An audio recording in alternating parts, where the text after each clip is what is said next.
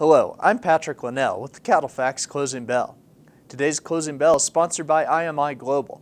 Third-party verification programs are an important part of your risk management toolkit. You're doing everything you can to select the best genetics, feeds, and health programs. So why not maximize those efforts by opening the door to expanded market opportunities? Visit imiglobal.com today to get started. Nearly 3 months ago, the Closing Bell reported the unusual strength in the Choice Select spread, the difference between the Choice and Select boxed beef cutouts.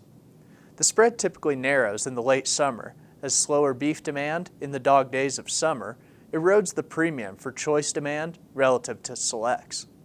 However, the spread saw little to no narrowing this year, and now the seasonal favors a steady to wider spread. A major factor in the wide spread has been on the supply side, as the tough winter this year proves to have a long tail in the market. Through late winter and spring, cattle entering feed yards were greeted by wet and poor pen conditions from the tough winter. Those conditions clearly impacted feeding performance, and the impact is still being felt as those cattle are currently being marketed and returning lower quality grades than last year. As a result, Choice grading carcass counts are down 2% or 66,000 head over the last 8 weeks compared to last year. On the flip side, Select carcasses are up over 8% or 58,000 head over the same period. The effect of the quality grade mix is amplified by the long-term trend of strong demand growth from consumers and retailers for a high-quality beef product. Demand for Choice and higher product continues to grow year after year, while Select beef demand softens. Looking forward, with the fall now upon us, the probability of any meaningful decline in the Choice Select spread is low. Rather, the seasonal favors a widening spread from now until mid-December, as attention slowly turns to the holiday rib buying action, boosting Choice beef demand.